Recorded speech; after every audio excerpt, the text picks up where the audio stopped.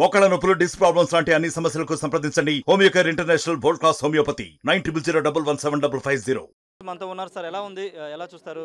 మీ నాయకుడు ఈరోజు deputy CM, చాలామంది అసెంబ్లీ గేటు కూడా తాకనివ్వని మంత్రులు మాట్లాడారు. ఈరోజు డిప్యూటీ సీఎంగా ఆయన బాధ్యతలు తీసుకోబోతున్నారు. ఏం చెప్తారు సార్? అసెంబ్లీ గేట్ అన్నారు, గేటు బద్దలైపోయింది. ఎవరో అనలా, రోజా అసెంబ్లీ గేటు తాకనివ్వని కొడాలి నాని రెండో రౌండ్లోనే వెళ్ళిపోయాడు బయటికి. ఆడొకడు నోరు వేసుకుని పడతాడు, మున్సిపాలిటీ నోరాడిది జోగి రమేష్, ఆడు కూడా పెట్టాడు. బోడే ప్రసాద్ గారు అనుకుంటే అక్కడ గెలిచింది పెనగలూరు. ఇలాంటి చెత్త నాయాలు అందరూ రాజకీయాల్లో ఉండబట్టి ఈ రాష్ట్రానికి ఈ దౌర్భాగ్యం వచ్చింది. కాబట్టి ఆడు ఎప్పుడు మాట్లాడటం కూడా కొడాలి నాన్నగారు ఏంటి, ఆడు చంద్రబాబు నాయుడు గొప్ప నుంచి గెలిస్తే నేను రాజకీయ సన్యాయం చేస్తాను, లేకపోతే ఆడు గెలిచాడనుకో ఆడు బూట్లు ఉంటాయి, బూట్లు తుడుస్తా అన్నాడు. మరి ఇంటి ముందు ఫ్లెక్సీ వేశారు బూట్లు తుడవమని, దీనికి ఏం సమాధానం చెప్తాడు? రోజా ఇంటి ముందు కూడా నగిరిలో పెద్ద పెద్ద ఫ్లెక్సీలు వేశారు. ఎంటుకు పేగలేదన్నావు కదమ్మా జగన్మోహన్ రెడ్డి, 45 ఏళ్ళు మా ఓడికి 45 ఏళ్ళు ఇచ్చింది టైము. ఇక మరి ఇప్పుడు అది కూడా వేశారు ఫ్లెక్సీలు. చూసుకుని తరించు, ఈ నోటి తోళ్ళ తగ్గించుకో, బ్రహ్మాండంగా ఉంటుంది. వచ్చి మా డిప్యూటీ సీఎం గారు, మా సీఎం గారి కాళ్ళ మీద పడు. అయినా సరే మేము క్షమించం. ఊరినే పెద్ద మనసుతోటి వాళ్ళు క్షమిస్తారు, కార్యకర్తలు క్షమించరు. సో శాశ్వత జీవితం అలాగే జబర్దస్తికి రావటానికి లేదు. అక్కడ ఒకటి పోస్టర్ పెట్టారు నగిరి యువతల, చిత్తూరులో ఎక్కడో, రారా జబర్దస్తికి రారా అని రానివ్వరు. మేము ఏదొచ్చినా కూడా మేము అడ్డంగా నిలబడతాం, మేము ఎదుర్కొంటాం. సినిమా పరిశ్రమలో అడుగు పెట్టక లేదు. ఎన్ని మాటలు మాట్లాడాము, ఒక ఆడది మాట్లాడాల్సిన మాట్లాడినా గాడిదలాగా 55 వచ్చినాయి నీకన్నా, నీ ముడ్డు కింద 52 ఉన్నాయి కదా.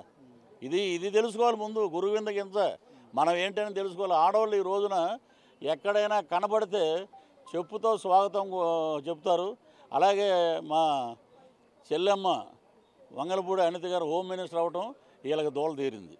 అది అంటే డిప్యూటీ సీఎం కూడా ఇస్తానని పిఠాపురం గెలిస్తే వంగగీతకి అదే సభలో జగన్ చెప్పారు. కానీ ఈరోజు అదే నియోజకవర్గం నుంచి గెలిచిన పవన్ కళ్యాణ్ డిప్యూటీ సీఎం అయ్యారు. అంతేనండి, దత్తపుత్రుడు అన్నారు కదా.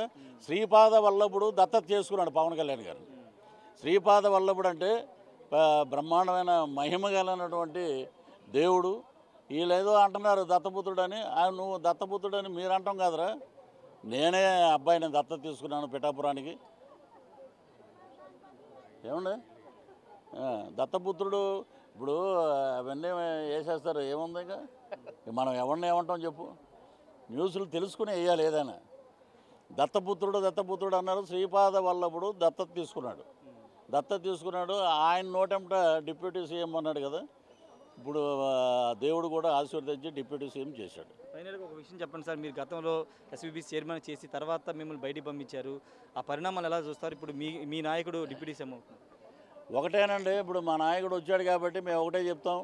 ఎస్వీబీసీ చైర్మన్గా మళ్ళీ మాకు వస్తే చెప్పుతో కొట్టినట్టు అవుద్ది. అలాగే చెప్పుతో కొట్టినట్టు అవుద్ది. గట్టిగా మేము మాట్లాడాము, మీ వాళ్ళందరూ ఇలా మాట్లాడారు, దౌర్జన్యాలు జరిగిపోతున్నాయి. ఏం దౌర్జన్యాలు జరిగినాయి? ఒక కార్యకర్త బూతులు తిడతా ఉంటే ఆడేంటో కోడిగుడ్లు ఇసిరాడు అంతే, అది బీహార్ అయిపోతుందంటే రాష్ట్రం. ఏది పడితే అది మాట్లాడుతున్నారు. మేము ఇవన్నీ పట్టించుకోం. ప్రజల తీర్పు అద్భుతంగా ఇచ్చారు 164. కాబట్టి మా అధినాయకులు చంద్రబాబు నాయుడు గారు కానీ డిప్యూటీ సీఎం అయినటువంటి మా పవన్ కళ్యాణ్ గారిని ఒకటే మాట చెప్తున్నారు, బాధ్యత గట్టిగా ఉంది. కాబట్టి మేము ప్రజలు ఇచ్చిన తీర్పుని అద్భుతంగా మేము తీసుకుని పరిపాలిస్తాం. రానున్న 15 రోజులు కూటమిదే 15 సంవత్సరాలు కూటమిదే అధికారం. Thank you sir. ఖచ్చితంగా రాబోయే 15 సంవత్సరాల కూటమి అధికారం చెప్తున్నారు.